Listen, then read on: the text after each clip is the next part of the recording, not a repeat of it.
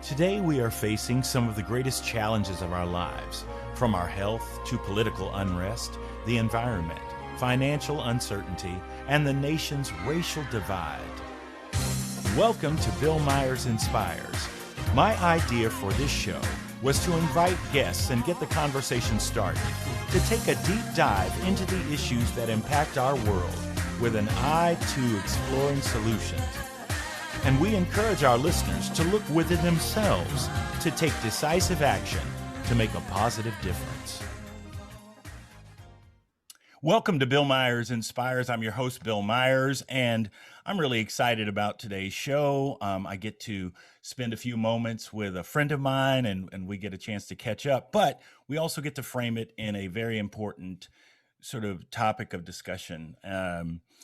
I would like to start this off with, ever since I started this podcast series, I was thinking about Tim because I was able to stay in touch with him via Facebook and saw all of the wonderful work that he was doing regarding climate change, and very proud of knowing him and knowing that there's a fighter in the game.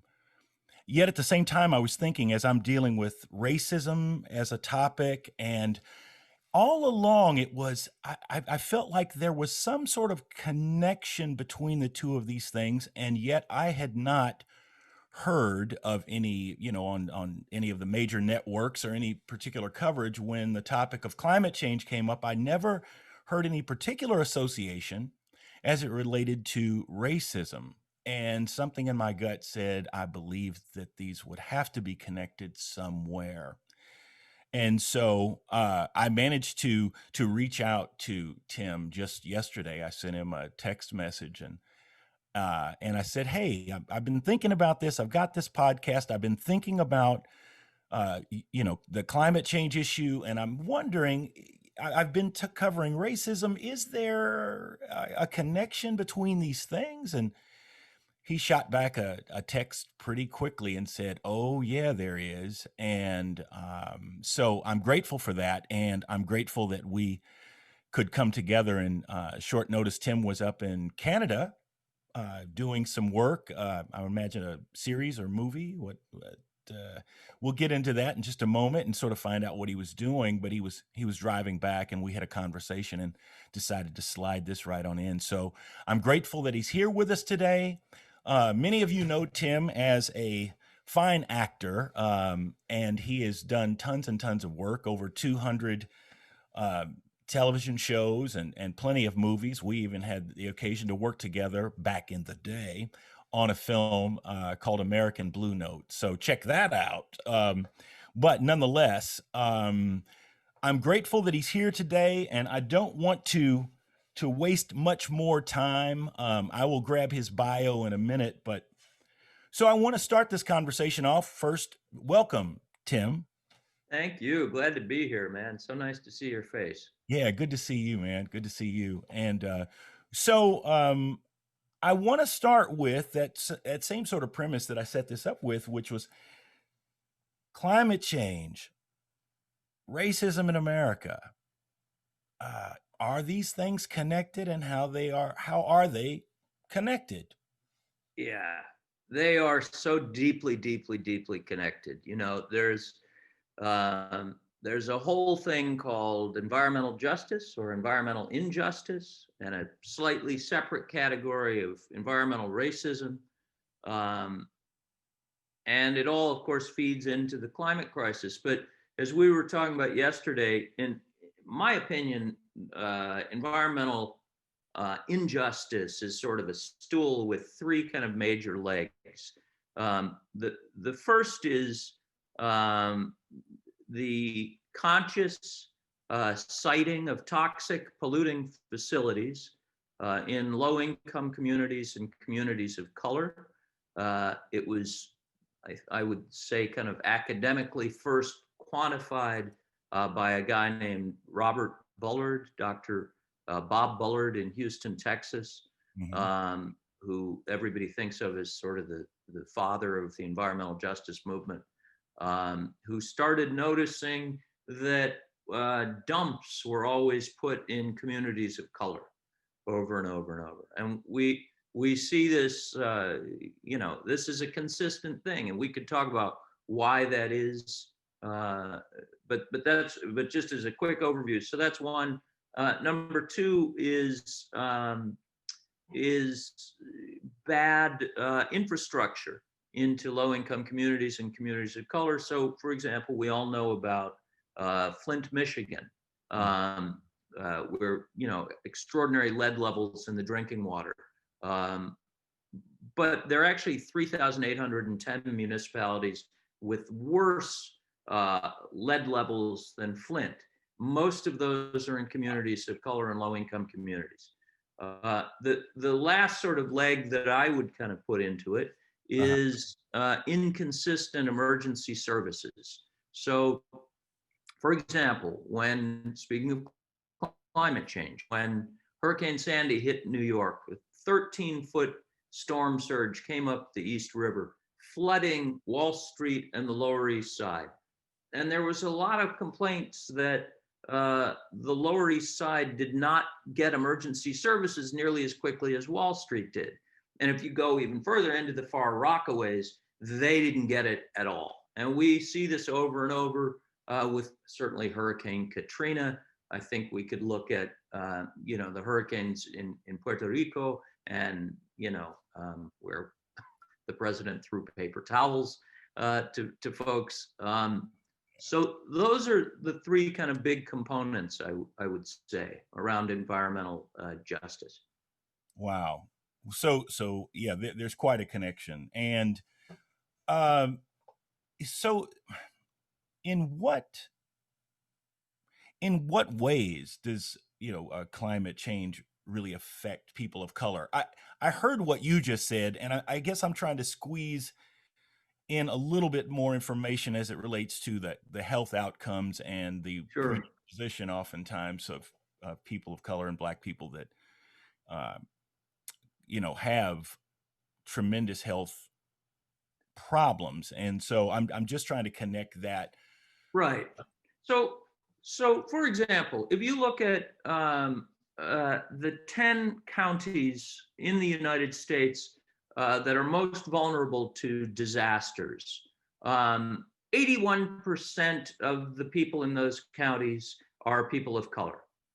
Now, Superfund sites, about 60% of the Superfund sites in America also are located in areas that are flood prone, that are in difficulty in storm surges, that kind of thing. So right there, you have a problem. You have a big problem. If you're a corporation and you're going to build a toxic polluting facility, you frequently may go to a low-income community, and by proxy, we can extend that because of economic disparity in the United States to communities of color. You may move into one of those areas because the perception, and it's not a wrong perception on a corporate side, is that those communities do not have the financial wherewithal to protect themselves with lawyers and things from these plants getting jammed into those communities. And there's a environmental research paper in 2016 did a study looking back over 30 years and found a consistent pattern of putting hazardous waste facilities, toxic facilities into communities of color and low-income communities. And so what that means now, today, well, okay, so the Lancet, which is one of the two great medical journals, the New England Journal of Medicine being the other, the Lancet says 9 million people die worldwide from air pollution every single year. And not to compare, but just so we remember, there were 12 million people sent to the death camps in Germany in the Second World War. And we are okay with 9 million people dying every year from air pollution. In communities which are fence line adjacent to these facilities, you see higher rates of respiratory problems, of cardiac issues. et cetera, et cetera, et cetera. So Yeah. when you think about George Floyd saying, "I can't breathe," there is another resonance with what he's saying in these environmental justice communities. People literally can't breathe, and it is insidious. And it's another whole thing that we participate in, all of us, to some degree, and yet it goes really, really unseen. And when you combine that, uh, something like 40% of counties in the United States don't meet EPA air quality standards. And a huge amount of, much further than that, of people of color live in those communities that are adjacent. So then it makes sense. I'll tell you that to me, the most shocking statistic around the COVID problem we're facing. Mm-hmm. Because I think when you take people where you've already got serious health issues uh, and you add COVID in, you have a problem. So when we see the disparity, black men rather, between 35 and 44, 10 times as likely to die of COVID than white people. 10 times as likely. Now, that has to do with a range of issues, which include physician deserts, which include nutrition deserts, places where you're not able to get, good, clean groceries and things. Mm-hmm. But it also has to do with the fact that you're breathing poison, Yeah. and you're already compromised, and then you've got COVID laying in on top. So we could conclude that basically people of color and living in these areas, all of them have, whether it's been identified or not, pre-existing conditions. You know what I mean? A pre-existing condition meaning just the predisposition of all that you were just talking about that makes them more susceptible to death, right? I mean, you're very serious. The percentage of U.S. the percentage of U.S. African American children with asthma is nearly twice that of white children. So when you talk about a country where, one of our basic concepts is we're all created equal, and it's sexist because it says all men are created equal, but right. with all kinds of problems. But what does equality begin? Does equality begin? See, I would say it also begins with education. So we need educational standards across the board, but it doesn't begin with human health. Because if you're starting out as more likely to have asthma, more likely in a society, particularly where medicine is not taken care of across the board, where we don't all have equal access, what possible fantasy you must have going to think we are living in equality in this country? Right. Yeah. That's amazing, man. I want to take just a minute here and I want to run this bio because I know Tim is a very fine actor. And again, I've familiarized myself with him and his work in climate change and environmental work. But I want to share his bio at this point as it relates to his work in climate change. In 2020, Tim was awarded the prestigious Alfredo Sirkis, Sirkis Memorial Green Ring Award by former Vice-President Al Gore. He has given presentations on the climate crisis all over the United States as well as Canada and North Africa. He enjoys giving talks to oppositional and underserved audiences, including such diverse groups as conservative fire departments, Houston oil industry executives, and maximum security inmates. He is the founder of Climate Actors and serves on the Leadership Council of Riverkeeper, the board of the Ashokan Center, New York's oldest center for environmental education, and the board of Green Product Placement. He is the official climate change liaison for the town of Marbletown with the climate mayors, and is the co-chair with the fabulous Alice Quinn of the Climate Reality Project Hudson Valley Catskills New York chapter. As an actor, he has appeared in over 200 movies and episodes of television. Tim, it is a joy having you here right now. We're going to take a break. You're listening to Bill Myers Inspires right here on the Inspired Choices Network, and we are talking today with Tim Guinee about climate change and racism in America. We'll be right back in just one moment. Today, we are facing some of the greatest challenges of our lives, from our health to political unrest, the environment, financial uncertainty, and the nation's racial divide. Tune in every Friday at 3 p.m. Eastern Standard Time for Bill Myers Inspires, as he and his guests take a deep dive into the issues that impact our world with an eye to exploring solutions. Emmy Award-winning actor Bill Myers is an accomplished actor, jazz musician, filmmaker, writer, educator, and speaker. As a biracial man who's both black and white, Bill leverages his background, talent, and voice through creativity, compassion, and connection as activism for social justice to focus on uniting the divide and compelling change. Bill Myers Inspires encourages listeners to look within themselves and take decisive action to make a positive difference.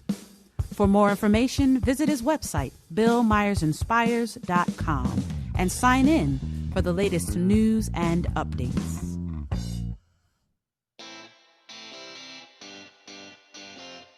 Are you a subject matter expert? Are you here to share your expertise with an audience waiting to hear from you in only the way you can deliver? Are you ready to have your voice amplified across the airwaves? Inspired Choices Network has a global radio platform streaming to millions of people across the world. Professionally produced and supported by an accomplished team every step of the way, you can broadcast from anywhere in the world, knowing your voice matters, and we ensure it is delivered with ease and efficiency. Eager to hear your message, the world awaits. Contact us today to become an Inspired Choices Network radio host. Email become a host at inspiredchoicesnetwork.com.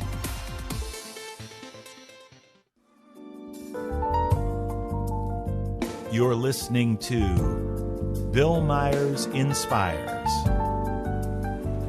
here on the Inspired Choices Network. We're here every Friday at 3 p.m. Eastern Standard Time. Thank you for joining us. And now, let's get back to the conversation. We're back, and we're having a conversation today about climate change and racism in America with my guest, Mr. Tim Guinee. Tim, I want to back up just a second and try to do a little primary education. And the only reason I say that is because I don't believe that many people in the Black community and many of the other people of color in many of these communities, I don't know, because they don't seem to be present oftentimes or in the conversation as far as climate change in America. There seems to be perhaps an exclusion, because climate change is for white people, right? I mean, upper middle class white people. I mean, that's what that's about. So what I want to do is I want to ask you to address sort of definition so we can get a framework, because we throw around language and we have to make the assumption that someone else is getting this, but I want to make sure that we're getting it. So climate change, global warming, environmentalism. And so if you could take each one of those and just sort of frame those out and then frame out how they are interconnected. Yeah. So, and then we have to get back to climate change is a thing for upper middle class white people.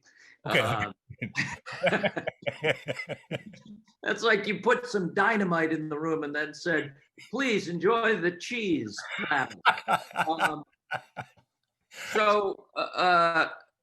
So climate change, global warming are sort of the same things. I think that there was a sense at one point that, well, there were a lot of people who did these crazy things.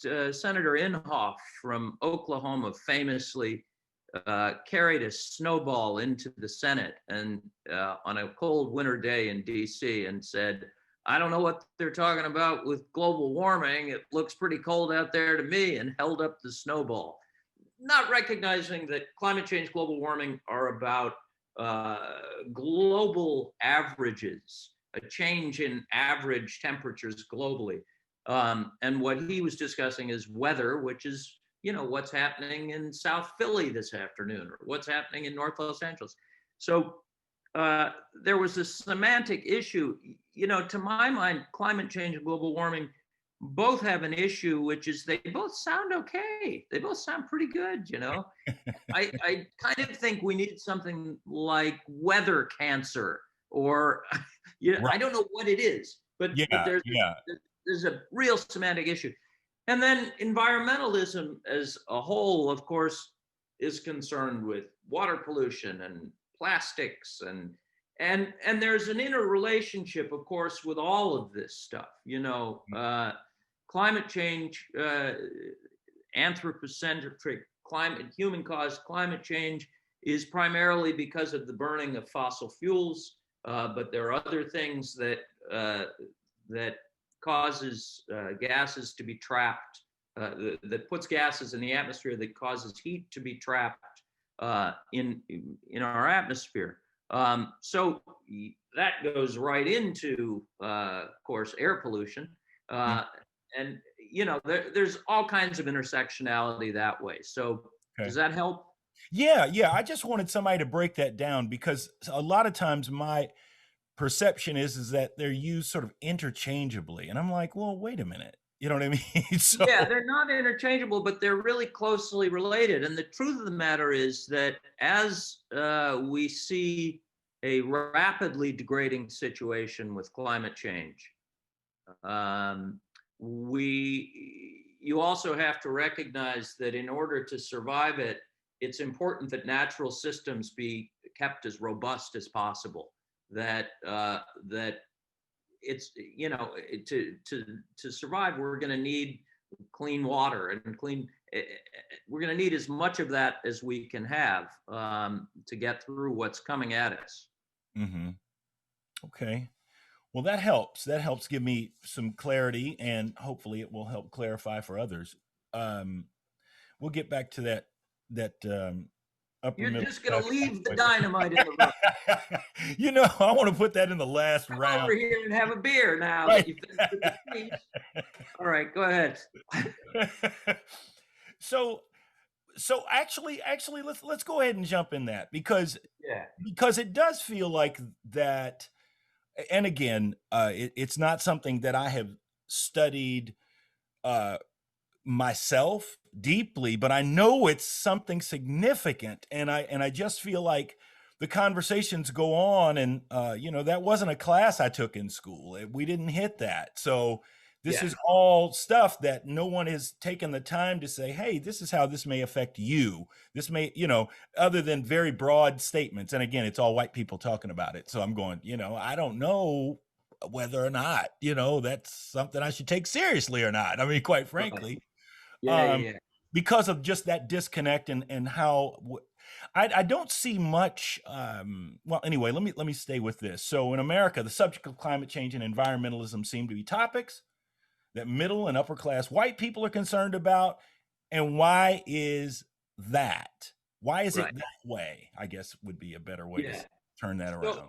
So there's a couple of things. It's really interesting. And actually, the National Academy of Sciences did a study that said exactly what you've just said. The perception of environmentalism is that it is a concern not just of white people, but of higher income white people.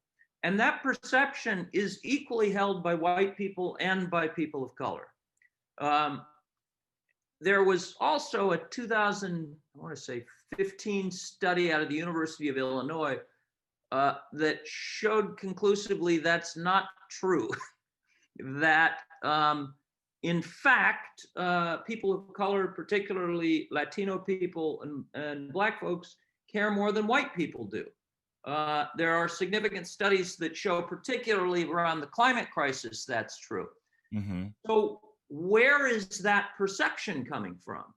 Part of it has to do with the fact that white people tend to give money to big national environmental organizations, the Sierra Club, NRDC, National Wildlife Federation. People of color tend to be involved with local community organizations, which may be fighting for clean air in their town, or getting the bus depot moved, or better water facilities, or whatever that is. And those thousands of tiny little organizations are much harder to quantify than the large. It's easy to call the Sierra Club and say, tell me how many donors you have. Tell me. It's not as easy to find out about every little, tiny community organization. Yeah. I think there's been a problem too. I'm sorry, I'm just running on, but no, it's good, man. It's good. See how white people are? We just talk and talk. Terrible thing. It seems I've gotten used to it, so I'll just sit here till you're done. I'm sorry. but I will mention too a couple problems with environmental groups. One, that there is if you are living in a community that is degraded through pollution, through toxic facilities around you, you don't have clean water, and you hear a white person saying they're giving money to protect the Norwegian spotted elk monkey, that can be pretty distressing.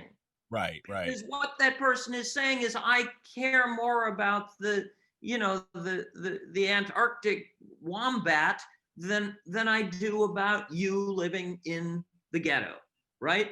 Yeah. So that's hard, and that is also my wife just tried to come in. That is also true. The other thing I would say is that national environmental organizations tend to have white people running them, and tend to have white men running them, and that has gotten better. I'll say the Climate Reality Project, which I'm part of, I'm very proud of the fact that there are folks who've been involved on the board of that and helping run that organization, and diversity has been a thing. And there are other national organizations that it seemed to take George Floyd to realize they needed to start diversifying. And then they rushed to diversify. And that's a good thing. As tragic as their realization is, and as late as that may be. But that has been a historic problem with the national environmental groups. Mm. And also, wait a minute, because I'm white, so I am just going to keep talking and talking. Oh my God. I feel all stereotypes. I also want to say just that the fact is there are extraordinary voices, people of color voices going on. And if you're not hearing them, you're just not listening to the right places. And part of it is those voices need more amplification to get out there. But oh my God, the people who are talking right now, if you're not hearing it, you're just missing it. Yeah. And I mean, that was one of the other sort of observations. It was like, it's like, what's the deal with the casting here? You know what I mean? Right. It's like, I mean, is there any black people in the house? So the fact that there are some, black folks that are out there and, that are speaking, that's a good thing. And maybe you can sort of steer this audience here when we get back from this break coming up, and just sort of, because that's one of the questions, and I want you to think about that during the break, which is to the audience. What are the suggestions, and how can Black people engage on these topics in their local communities or what have you? Because again, it's just outside of my field of vision, but I would imagine, again, since we, everything we see and hear, it's, a bunch of white guys talking over everybody else. But you know what I mean? So I don't think that it's it doesn't get the FaceTime. It doesn't get the FaceTime, so therefore it appears that it's not present. So you know that it is present, and so maybe you can assist in steering folks in the right direction so that they can connect those dots. I think that's pretty important. So, okay, we're going to take another break. We are here with my brother, Tim Guinee, and we're talking about climate change and racism in America. And we will be right back in just a minute. Today, we are facing some of the greatest challenges of our lives, from our health to political unrest, the environment, financial uncertainty, and the nation's racial divide. Tune in every Friday at 3 p.m. Eastern Standard Time for Bill Myers Inspires, as he and his guests take a deep dive into the issues that impact our world with an eye to exploring solutions. Emmy Award-winning actor Bill Myers is an accomplished actor, jazz musician, filmmaker, writer, educator, and speaker. As a biracial man who's both black and white, Bill leverages his background, talents, and voice through creativity, compassion, and connection as activism for social justice to focus on uniting the divide and compelling change. Bill Myers Inspires encourages listeners to look within themselves and take decisive action to make a positive difference. For more information, visit his website, billmyersinspires.com, and sign in for the latest news and updates.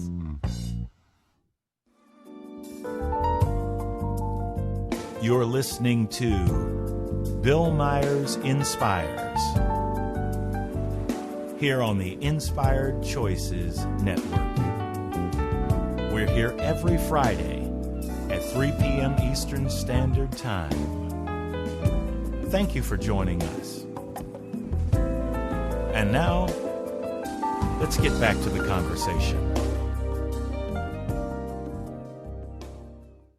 We're back. You're listening to Bill Myers Inspires with my special guest today, Tim Guinee. I just got a cue that there might be a question from a caller to ask at this time. So, Keisha, if you have that lined up, that would be great.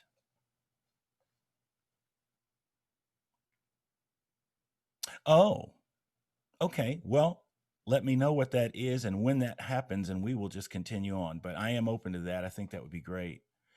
So Tim, we were talking about the idea of this being an upper middle white people, sort of the perception of this, and you just informed me that there are some pretty significant and dynamic Black leaders and organizations that are sprinkled about. Okay, would that be an accurate assessment? I don't want to by any means diminish the hard work that these individuals and their commitment, but is that? I don't know if they're sprinkled. They're around. Okay. The problem is, it's such a funny thing. You know, there is a frequent perception of, if I'm a lower income person, you know, I have bigger problems than the environment. If I'm trying to put food on the table, if I'm struggling to do that, if I'm struggling, you know, to deal with rent, if I have crime issues where I'm living, that is a frequent trope that people say, I can't think about the environment. And yet, again, as we just talked about, statistically, lower income people, people of color, care more about the environment. So that's just not true. And there are these voices. You know, the very first person to talk about global warming was a woman named Eunice Foote in the 1850s. And if you look, her name is starting to bubble to the surface now, but it has all been European white men. Mm-hmm. And she's an Anglo woman, but they weren't giving this woman any credit. So there are unbelievable voices. Dr. Robert Bullard, I mentioned, Catherine Coleman Flowers, I just grabbed books out of my thing. Catherine Coleman Flowers is on Biden's climate change transition team. She has a new book called Waste, One Woman's Fight Against America's Dirty Secret. She's a lion in this. There's a woman named Ayanna Elizabeth Johnson, who's a great environmental scientist up here. The Hip Hop Caucus, Think 100 radio program they run, which is Reverend Yearwood and Mustafa Santiago Ali, who's another phenomenal voice. Anyhow, it goes on and on and on and on and on. And frequently you may need to look in your area and Google, you're in Indiana, the Hoosier Environmental Council does work on environmental racism. There are powerful, the Louisiana Bucket Brigade, extraordinary work. We Act on Environmental Justice in New York. This is all over the place. And it's also, as we have Greta Thunberg, we also have Jamie Margolin, 15-year-old woman of color, who started the largest youth, people of color, climate-led environmental march in history in 23 cities simultaneously around the world 2 years ago. Wow. So some of it is we don't hear the names, Yeah. What's the deal with the coverage? Yeah, right. Why are we not hearing about that? I want to go just for a second and grab this question this statement that was made. And this is from Sandy. And it says, our nonprofit organizations need to become multi-use oriented. Diversifying is a good thing, but is there a term for it that would help us identify what that looks like? Can we invent one? In other words, we can just pick one issue to focus on, and we have to blend them all into a vision of a more just, equitable, healthy world for everyone. Your thoughts? I think there's some real wisdom in what she's saying. Hey, look, it's crazy that white boy here is on here talking about this, but you asked me to, so I am on a level. I shouldn't be the guy you're talking to. On another level, as white guy, I also recognize nobody necessarily wants to hear a middle-aged white guy's opinion, but that doesn't mean I can abdicate my responsibility. And I'm afraid that is one of the things white guys now are doing, is going, no, you don't want to hear from me, I'm not going to be involved.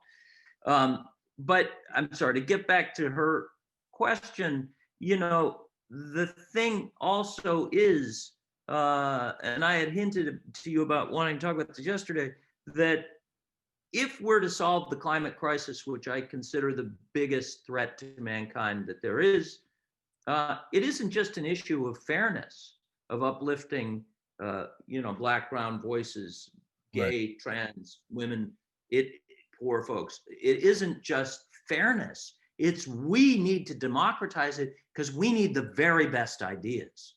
We need the very best energy. We need the smartest minds. And we are denying ourselves that possibility if we limit this thing at all. So in order for there to be success in terms of dealing with our environmental crises, with the climate crises, we've got to democratize this system. So and democratize the movement. And so I agree with your caller there.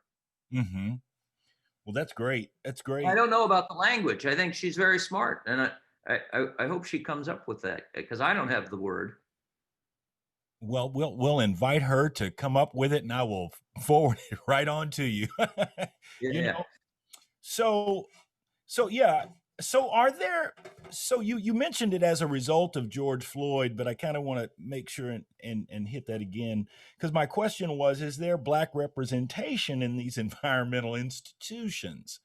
And is that indeed new because of the, you know what I mean? The George Floyd thing. I mean, it's a new thing. Hey, we got now people in here, as a result of that, or has that been, a constant. Yeah, I mean, come on. I think it's across American society. I think you're suddenly seeing black faces in boardrooms where they didn't exist before George Floyd. You know, I mean, I just think that's horrible and true. And if there's something good that comes out of George Floyd, and that's part of it, let that be. And where is it real and where is it tokenism? It are really real questions. And you know, as I mentioned, you know, with the Climate Reality Project, for example, Robert Bullard, who's the father of environmental justice, is on the board. Catherine Coleman Flowers is on the board. Reverend Barber's son has a key position there. And you know what? Every organization has miles to go before we sleep, but they've done a good job, and there are other ones that have as well. And I would say, frankly, are there some that are just catching on? Yeah, you bet. And are there some that are reacting suddenly because it's there's a national cry for this? Yes, absolutely. You know. Well, just to clarify, I mean, with all of the George Floyd thing, I can distinctly remember at least 2 or 3 waves of conscious wake up sort of things that happened that flexed. I mean, even going back to, you know, when, you know, all the, arts organizations, you know, Equity and SAG and all that sort of stuff. In the late 80s, it was like, okay, we need to do, and it was all diversified casting. So, I mean, we've had waves of this awareness, and sometimes it lasts, or it didn't mean I was going to put you in the producer capacity. So, you know what I mean? So we, you know what I'm saying? So there've been more waves of that. And so maybe the most significant that we can point at, and certainly the most recent, is the George Floyd. But again, if we're not careful, these things wind up having like a very short shelf life, and it starts to recede back to what its original intention was, which was never to have, you know, people of color included, and women as well, into that mix. And I think there's clear evidence that, you know, the fundamental of the country, I mean, you know, who are the guys on top, and you look at the, you know, whether it be the Constitution or whatever, it's sort of playing itself out exactly the way it was originally planned. I mean, you know, when you look at the wealth gap and all that sort of stuff. So, I mean, again, I just push on that, not pushing back at you, but just to cite the fact that there are these little spurts where perception is progress, and it's only progress if it continues, you know what I mean? But otherwise it just becomes this like a token response type thing. Right. And then it goes back, and then it's like, you know, it becomes marginalized all over again. And so anyway, that's not my. But I will also say, to push back just slightly on that, or maybe a better thing is to say yes and. Let me add another spice to our soup of consideration. Sure. I don't think 20 years ago in my wildest dreams I could have seen gay marriage being the law of the land. I cannot think I could have imagined that. So sometimes movement is happening and we're not even aware of how much movement we've made. And I pray that's the case. I pray that we're starting to move. But, you know, as you said, you know, George Floyd isn't new. It's just that people have cell phones with cameras on them. That's new. Absolutely. There's a lot of George Floyds. I mean, actually, a schoolmate of mine, I mean, kindergarten, you know, first grade. I mean, he was my buddy and all that sort of thing. I mean, freshman year of high school, we had disconnected during junior high. Freshman year of high school, I see him in orientation. I'm glad to reconnect with him because he was living with like a grandmother or something, and someone passed away, and so he relocated. But you know, I saw him one day, and it's like, hey, let's get together, let's talk. And the next day, I knew that he was upset because of where he was living. You know, with like a cousin or something like that. But anyway, the next day, big story drops in the newspaper, front page news, all this, young black teenager shot and killed, unarmed, a liquor store robbery attempt, and it was my buddy. So, I mean, that's 1980. So my familiarity with a George Floyd story, that was the first time I served as a pallbearer. Yeah. You know what I mean? So that's like something that I'm very much aware of, and that's just my own personal testimony, and certainly not at all to suggest that others haven't experienced that kind of wicked activity. Again, unarmed Black teenager running away and shot like a deer, you know. And so those types of things have gone on, and you know, on, and there are these waves. It just kind of comes and comes. I remember in 2000 when I was at film school, New York Film Academy, out at Universal Studios in LA, and we had another rash of teenage, you know, unarmed, shot and killed. One was like Cincinnati. Well, that was my final film, was wrapped around this subject that now is 20 years old. And I knew almost 20 years before that was my actual personal encounter with the other story. So, I would hope that we're moving towards some real progress on some of those issues. And again, I don't want to deviate from our topic of the day, but all of these things. But it's the same topic. I mean, the truth of the matter, when you're looking at environmental racism, you are looking at the belief that there are neighborhoods that are disposable, that there are human beings who are, you know, they use the phrase sacrifice zone. Environmental injustice is called slow violence. It's not as fast as a bullet. It's just, it does exactly the same thing.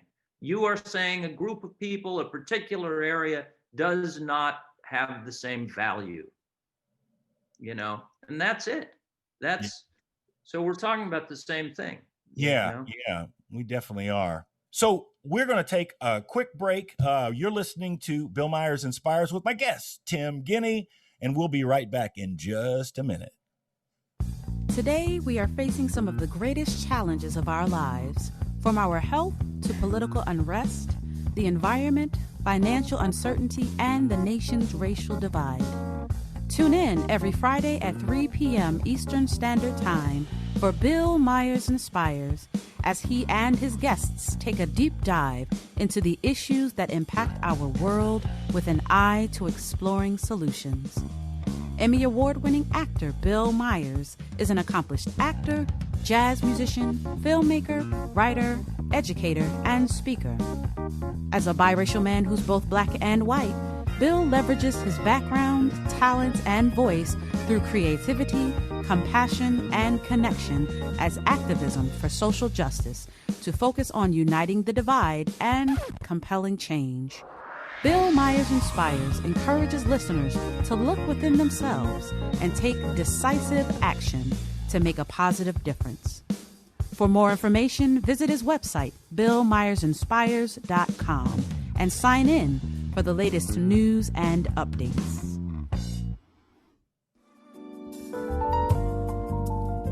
You're listening to Bill Myers Inspires here on the Inspired Choices Network. We're here every Friday at 3 p.m. Eastern Standard Time. Thank you for joining us. And now, let's get back to the conversation. We are back, and we are talking about climate change and racism in America with my buddy, Tim Guinee. Now, interesting, I'm going to call this out just a second. He had a little note he flashed up for me, and you probably may have seen that, but he said, let's bring in hope. I want to be very, very clear about that. I believe that hope abounds in us even being able to have this conversation.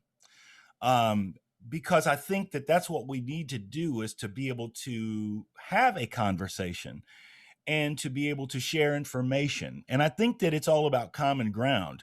I have no push on what you were saying, Tim. I appreciate that. That's information. It's valuable information. Information, lots of it I did not have. And I'm sure some of the stories I just shared with you had not had. But I think that's where we can all collectively move forward. And that's why I was asking. So I have not seen, a large population of sort of people of color as spokespeople for these things. That doesn't mean they're not there. In fact, you informed me and corrected me that they are there. You had mentioned, so how would a person who's concerned about these environmental and climate issues, where would they go? I mean, obviously we have the ability to do a Google search. So how would you advise them to be able to identify that? I think you had named one here in Indiana, but of course, audience is everywhere. So how would you advise them to be able to connect those with organizations that are on that mission? Yeah, so I would say if you're going to do a Google search, try and be specific to where you are and what concerns you, because there's a lot around this whole thing that can get people. That's the first thing. Recognize also, often it's the small community organizations that do the extraordinary work. In my opinion, the last 4 years, we've seen the full abdication of the federal government from the climate crisis. And miraculously, state governments, county governments, local governments in many places have picked up that work and fixed it. And that's happened because local groups of activists on the ground have made it happen and have let politicians know that they have their backs if they do the right thing. So that's the thing. This work can feel overwhelming. I mean, I frequently will use, because poor people around the world are suffering more than anybody, and we know it's a problem. We know the science. We have so much of the solutions. We're just not bothering to implement them. I'll use the expression genocide, which is a phrase fraught with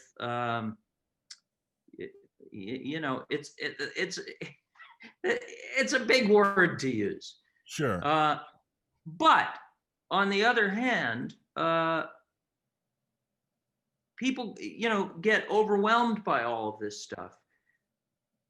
My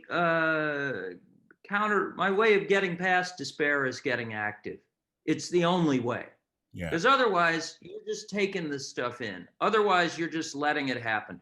And this may not be the issue that connects you. That's cool, whatever it is. But get active in some place in your life. Unless you're of service, you're, in my opinion, you're missing the point of being on this fabulous rock in the middle of space. Yeah, you just hit the nail on the head. There's a fabulous Negro spiritual. Mahalia Jackson was famous for it, and it's called "If I Can Help Somebody." If I can help somebody as I travel on, if I can cheer somebody with a word or song, if I can tell somebody when they're traveling wrong, then my living shall not be in vain. Mm. That's very powerful. And this thing just goes and goes. But the idea of helping someone is huge. It is so huge. It is the most gratifying thing in my life is when I feel like I'm of service to someone else. It's far more than me taking a bow for myself. My heart smiles, man, and I feel terrific. And I want to thank you for being here with us today. That this little time just moves right on, doesn't it? So I just want you to know I reached out to Ralph, Carl, Jonathan, Gilbert, Trini. I reached out to the whole crew. So hopefully they're listening and we can say hello together. You've been listening to Bill Myers. This is my guest, Tim Guinee. We'll be back here next week. And please take care of yourself and be of service to someone else. Thank you for tuning in. Thank you, Bill. Thank you for spending your afternoon right here with us at Bill Myers Inspires. Remember, we're here every Friday at 3 p.m. Eastern Standard Time. on the Inspired Choices Network. Remember to take time this week to take a breath and look within yourself and figure out how you can make a positive difference in this world. Spread the word, and we'll see you here next Friday. Have a wonderful week.